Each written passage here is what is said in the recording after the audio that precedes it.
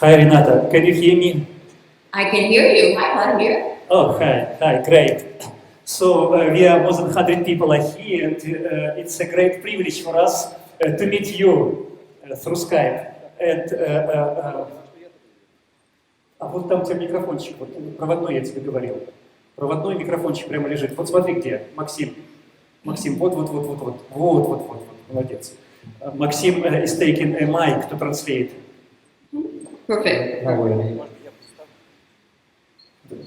Сейчас, одну минуточку, Олег представит своего друга и наставницу Ренату Мюрез. Олег will introduce you, Рената.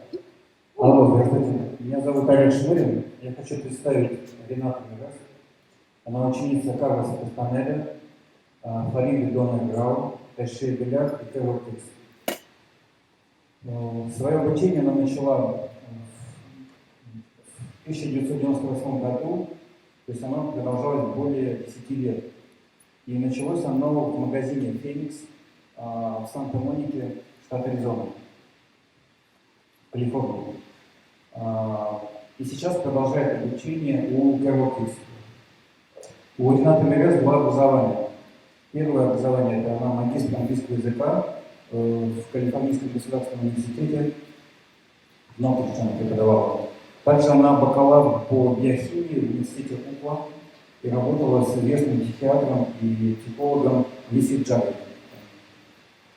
Сейчас Рената Мюрез старший инструктор и ведущая конференции, творческий директор Клявин. Клявин – это организация, которая создана Карлосом Кастанеде для популяризации хранения его знаний. Также Рената Мюрез известна многим по первым видео конференции, и она состояла в команде вместе с Наим Мюрез, в команде, которая адаптировала древние магические пассы и другие упражнения для того, чтобы преподавать в современной форме конференции. И это то, что сейчас преподается на семинарах. Спасибо большое, Олег. Благодаря инициативе Олега у нас есть возможность сейчас послушать Ренату и задать ей вопросы. Can you translate, Maxim? I appreciate Oleg's initiative to connect with you during this event. So thank you so much. I see it's morning in California. It is morning in California. Yes. Is Maxim ready? Yeah, Maxim is ready. And so we turn off light here since we are screening our Skype sessions on big screen. Okay. Well, can I begin by saying good evening to all of you? And I really appreciate this opportunity of speaking about the teacher.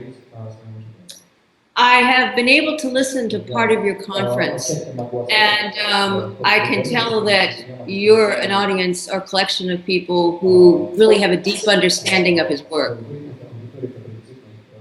And so I wanted to begin my short story about some of my personal experiences with him, which might be interesting to you, and how he taught us his apprentices. And then afterwards, we're going to open it up to questions and answers.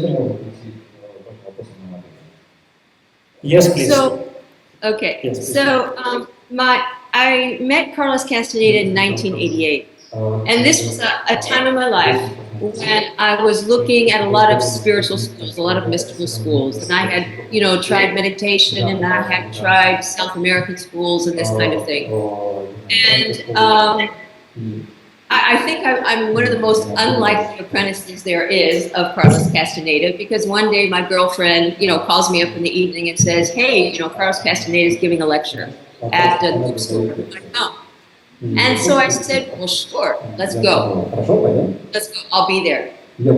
So she and I are sitting in the bookstore, and in walks this seemingly unassuming man. He's kind of on the short side. He's very reflective. He's kind of dark curly hair, etc. I think you've all seen the pictures of him. But yet his presence, his extreme presence, just completely filled the room. And it was a small collection of people, maybe about 30 people. And he had the effect of completely silencing everybody in the audience. It was like everybody became transfixed on what he was saying and what he was explaining. And of course he talked about his experiences with Don Han and the Yaqui Indians, etc., etc. And then after this lecture, he asked if anyone was interested in doing movement with him in the park that Saturday. So, you know, my girlfriend and I looked at each other and we go, sure. We signed our names, we put our phone number down. And so we went to the park. And we were there with, again, maybe about 30 people.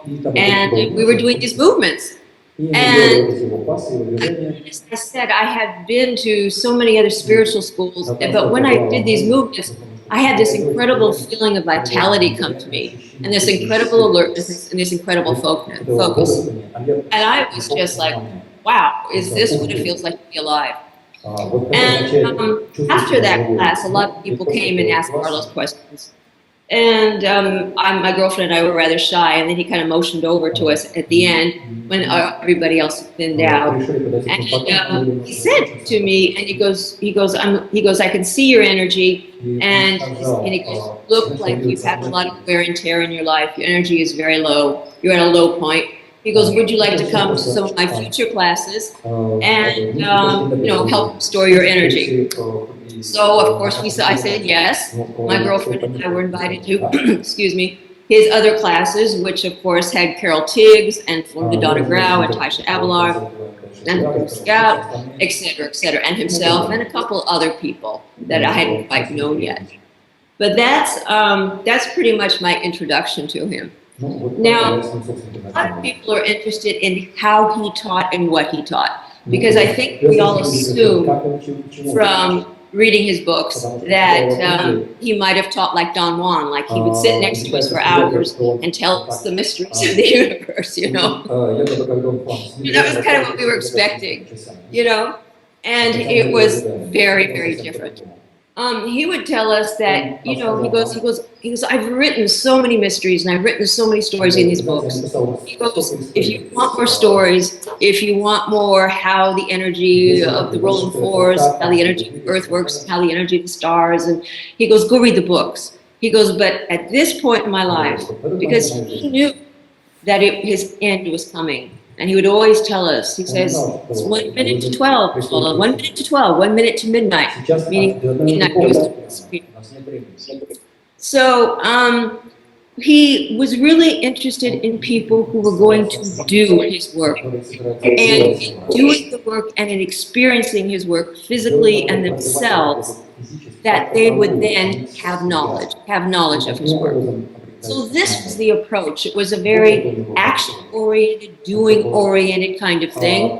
And so it was a grand departure from the way he had taught maybe some of his older apprentices that had come before us, whom he had lectured with and told stories to. This last group with which I was in, it was like we were the action figures, okay? So the first thing that he noticed about us was that we had very little energy, very little awareness, you would say, very little consciousness. And so he realized that in order for us to be able to understand the concepts of which he was speaking, to deeply hold on to them, that we need an different kind of energy than the normal energy of everyday life. So therefore, Carol Tiggs thought, well, why don't we teach all these people in this classroom, you know, these movements one had taught them, but which they had not really focused on so much before. So, you know, we had these classes of movements, and we felt, oh my gosh, I mean, you felt like you were, you felt like you were 19 years old at the end of those classes. You know, just kind of floated out, you know, on these movements. And then another practice which we had was, I think you've probably talked about in your seminar, is the recapitulation. And that is, you know, the list of everyone you know, and, you know, sitting down, remembering everybody you know, and breathing in the energy, so the energy returns back to you. And what's left then is just this tiny little shell of a memory. Yes, you have memories, but they don't hold you, they don't attach to you. And they don't move you to that nostalgia or that emotional content anymore. They just become replete of emotional content. And this was, yes, the way of erasing personal history. And so we all did this. Carlos was very keen on trying to mirror some of the things with us that Don Juan had done to him. And so there was this thing that Don Juan did to him, and that was, you know, Carlos would go down to Mexico and visit Don Juan for a couple of weeks, and he'd come back to Los Angeles. And, you know, he'd be this college student and everything. He was for a couple months. And Carlos would, again, have to do his homework. You know, he'd have to do his own movement, he'd have to do his own recapitulation, etc., or whatever the teachings Don Juan told him to do. And then he'd go back to Mexico for more teachings. And so when Carlos would return to visit Don Juan, you know, Carlos would tell Don Juan all the stories of his recapitulation. You know, the many times he was married, many times he was in love, many times of, you know, his childhood and his time in Los Angeles, etc. And Don Juan then would make jokes about it. And, you know, in front of Gorda and Nestor and Pablito, etc., and the little sisters, you know, he would tell all these stories about Carlos Castaneda's past, and everybody would be laughing, and Carlos would be standing there feeling like he's 2 inches tall. But this was a way in that tradition to lose self-importance. But this was the idea that if anything could be told about you, positively or negatively, then you know, and you could be unemotional about it, that was the place to go. So, of course, this was tried on me. You know, I may have attended maybe 10 classes with Carlos and his group, and I had been recapitulating very fiercely every night. I'm kind of I'm kind of person, when I find something I love and it truly did speak to me, that I really do it. So, so I'm walking into class, extremely unassuming, and Carlos then, he would call me every morning at about 7 o'clock before I went to work, and he goes, "Children, tell me what you recapitulated, tell me what you learned, tell me what you saw." And so I down, you know, and so I walk into this class, and he starts telling the stories of my life to everybody there. And just like he had felt with Don Juan, I felt 2 inches tall. And everybody in the room was laughing, because we all know that Carlos can tell any story perfectly, you know. And I had to say that my self-importance was so large that the first couple times this happened to me, and it happened many times, that I had to run very fast to the restroom because I had complete diarrhea. Everything was out. Everything, all my self-importance was coming out. So that was another way of Carlos's kind of teaching us and getting rid of this personal history, this identity of I'm just one way, I'm just the one way that my parents taught me to be, or the one way that I was socialized. Other ways that he would teach us was he would invite small groups of us over to his house, and we would do extremely or seemingly mundane things. We would break leaves in the yard. We would, how do you say it? Before he was Carlos Castaneda, he was a sculptor. He was an artist with his hands. So he was very good with his hands. And so he, in his later years, he turned that into carpentry. And so we'd go over to his house, and we would make these tool sheds, we would make these benches, or we would make these shelving for the library of the house. It's like the house, his house in which he lived with Taisha and Florinda and Carol, was always in evolution, just like he is. He's always growing, was always changing. So we would go over on the weekends in small groups, and he'd give us, we would help him construct things around the house. And this was, again, a very unusual experience, because, he gave very little direction, and we mimicked him. We did what he did. And this is how we assembled things. And we really were asked at a very deep and maybe unconscious level or subconscious level to really mimic his mood. And his mood was one of extreme silence. There was no interior dialogue except that of the project. This project was the first and the last and the most important thing in his life. And it was not lives. This in front of him was everything.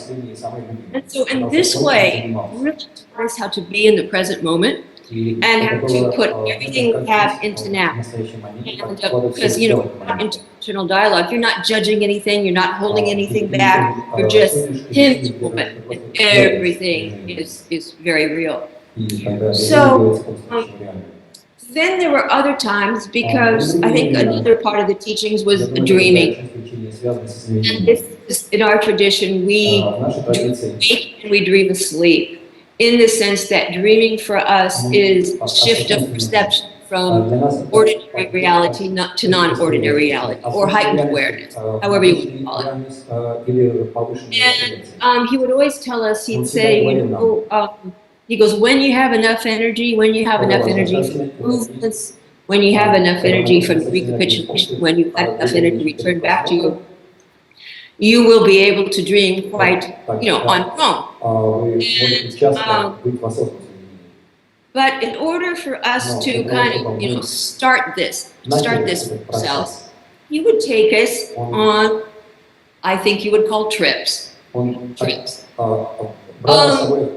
of, you know, different hours of the night, you know, say around 2 o'clock in the night, he'd call a couple of us and he said, you know, Chola, come over, we're gonna go for a drive, okay?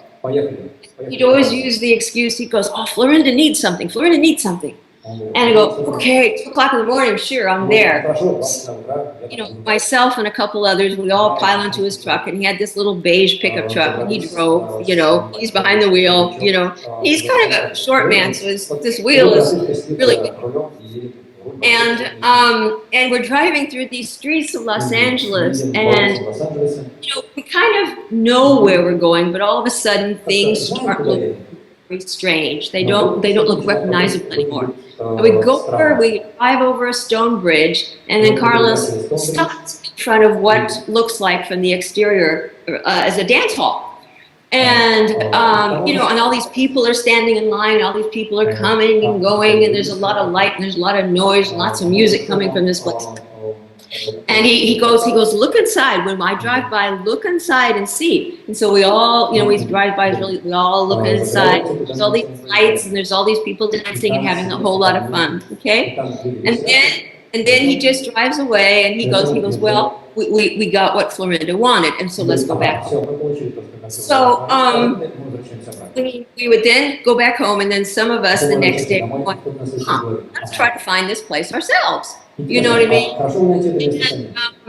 And so, you know, we'd get in our car, and the next morning, you know, just us apprentices, we'd drive through the streets, and we're here. And this was, what was there the next morning was a dilapidated old building that had been for 20 or 30 years. And an old sign hanging off of it. You know, an old sign, which the night before had upright, it says Virginia's. And the morning after, it was this old sign hanging. It had, all the letters were all eradicated, and you might have had a V, a first big V. And so we just go, oops, you know, let's just go back home and never mention this again, you know. And so we knew then that that he had been on a trip, on a, you know, and we were doing these excursions or having all of these paranormal experiences without substance. I think everyone is familiar that in the first probably 2 or 3 books, Carlos was given substances by Don Juan for various reasons. And then afterwards, he was no longer using substances. And, you know, Taisha and Florinda and Carol were not given substances, and neither were any of us. And we were able to have these paranormal experiences simply by doing the tools of this amazing lineage. And so these kinds of, we were kind of all engaged in this, and this was going on until about 1993. And, you know, Carlos and Carol were very impressed with how these movements changed us and how they gave us all this energy. And so we said, well, gosh, why don't we expand this to other people? Why don't we take this to a more public venue? because Carlos, as you know, had written all these books. He had, educated the population or brought his work out in his books only. But by this time of his life, he wanted something practical. He wanted to leave. He wanted to die, knowing that someone or some group of people was doing his work. And he was the wall. He wasn't going to be, start a small grand group of people that would then have another small people. That's not what he knew that. But he thought that this work was so precious to him, was such a gift, that he really wanted to give it to the world. So in 1993, he started having seminars in which, in Northern California, small ones, 30 people, and they grow up to 100 people, etc. And then, he opened up Clear Green in 1995, a company that still exists, gives seminars currently. And that's, and he titled all of this Tensegrity, which is really, when you look at the term of Buckminster Fuller, it's about the interlinking and the interconnectivity of natural systems. And what he liked about that was that when he was watching us, when he was leading us in those movement sessions, he could see that each one of us, because we were doing these movements of this lineage, were actually connected to each other. And he realized that this would be our strength, that the people that followed him doing this, actually doing this work, that would be their strength, is because they would be connected to each other in these very mystical and energetic ways. So he therefore called his work, his work to the public, Tensegrity, which very, very much is us teaching it today, to try to give it as seamlessly and as a mirror of the way we were taught ourselves. So, right, so I think, it's summing up what Carlos Castaneda gave. I mean, he gave me personal things, and he gave things to the world. You see, he believed by his own experience, and so therefore it was outside of the realm of belief. We only believe when it has not been proven. But he proved by his own experience that each and every human being had this possibility of reaching, through the methods of the ancient seers, to this other side of themselves. To this other side of themselves is energetically connected to everything in the world. That is the piece of us that reads energy, called it the energy body, and we all reach this state. We can all reach this other piece of ourselves. And he used to have this story about a man who had this big keg of water on his back, and he goes, humanity is like a man, a thirsty man walking in the desert with a big keg of water on his back. And the man, who's thirsty, doesn't realize there's a keg of water. And he goes, that's like all of us. We don't know we have an energy body. We don't know that we live first in this world, this very physical world, in the terms of energy first, and then the layer of physicality and the layer of all of our five senses is laid in on top of that. Because you don't realize that. And he goes, what Tensegrity does to that man in the desert is he takes the keg off and he starts drinking the water. He starts being nourished by this. And so when one does the tools of Tensegrity, this is what one feels. One feels extremely rejuvenated. Like I said before, your mind is extremely clear and focused, just like focusing on that library, making that library bench, just like focusing on writing a book, whatever. Extreme focus. From the recapitulation, a person gets this balance of your emotions. Things happen in your life, and yes, good and bad things, if you were to judge them, happen in your life. But you're not in emotional turmoil over them. They're happening, you're dealing with them, and life goes on. And then, so mind clear, emotions stable, and body extremely fit. I think everyone, I'm only going to speak about Carlos, but how old he was or how old he was not was always a question, because the doing of this work makes you look years younger than what you really are.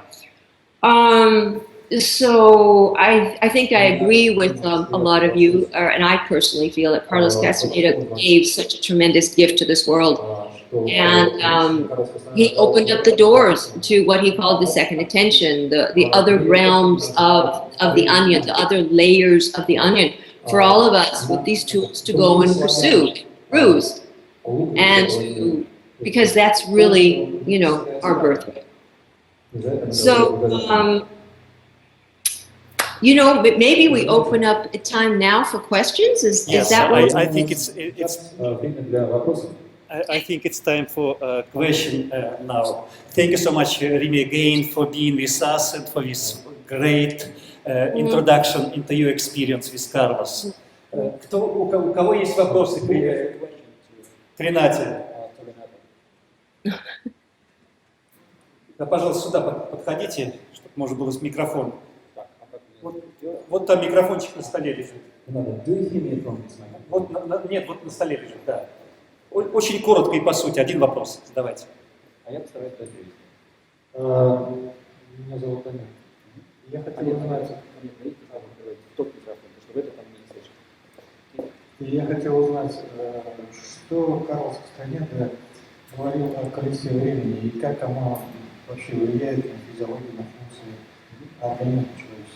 So, my name is Amir, and I would like to know what Kарлosу Кастанеде said about the wheel of time and how the wheel of time influences the human body and the human life. Thank you. So I heard very little of that in English. The question was about the wheel of time and how it influences human body. The wheel of time and how it influenced the human body. Correct? Okay. So I think you're probably getting that concept from his book, The Wheel of Time. Я думаю, что концепция из его книги. And the wheel of time is a state that one reaches when one is in dreaming.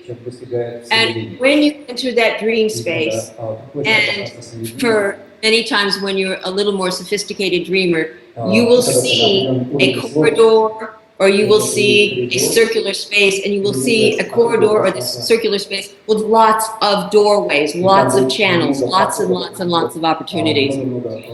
And and then you realize that, oh my gosh, perception is multiple. You know what I mean? That we are, because we're how do you say it, raised very physically, and we're socialized very physically, we are just looking down one little channel, but yet there's all of these channels to actually explore with our perception, with our expanded awareness. So the question is, how does this affect the body? And I would think I would expand that question to, how does dreaming affect the body? How does dreaming awake, dreaming asleep affect the body? Because this is an act of dreaming awake or dreaming asleep. And dreaming, okay, when you're in dreaming, if, so when you're in dreaming, you're with your energy body. In our tradition, we call that when we enter the dream space, whether it's waking or sleeping, our energy body is the one that is with us then. Our energy body is the one that's seeing, feeling, and sensing this new energetic environment, which in normal awareness we don't usually have. And so the body physically feels like it has all of its energy, finally. You've been crawling around most of your life with just maybe half of your energy. But when you're in these spaces, you feel your energy body. Yes, you have a physical body still, but so much of your awareness is with your energy body that you actually feel like you're starting to vibrate, like you are your energy body, that this is, that you have this vibratory awareness, and this vibratory awareness will allow you to go through all these multiple doorways. If you're asking if people can be healed by this, because again, I'm trying to assume some of the questions you may ask. I mean, Carla, if a person is able to sustain by their will to reach their energy body, and after a period of time of doing this work, you will be able to do that, then you'll be able to use that energy to heal the physical form, okay? the most dramatic case in point was we all know that Carlos had liver cancer these last years of his life. And he was an absolute master in being able to have enough energy to give to his apprentices, enough energy to write another 4 or 5 books, enough energy, and enough energy to heal himself. Because, and again, he knew he was dying. He knew his trip to infinity was come really soon, so he had to save enough energy for that. So, but every time he went to the doctors, he'd go to the doctors and they'd do all this blood work, you know, and the blood work would show, you don't have liver cancer, everything's normal, completely normal numbers. But then when they did like biopsies, they go, oh yes.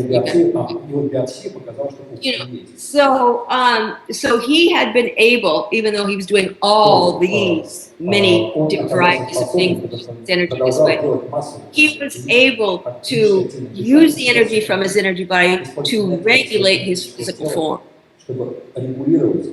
Now, would take some practice. Oh yeah, really. Thank you so much. Next question. Следующий вопрос, пожалуйста. Next question.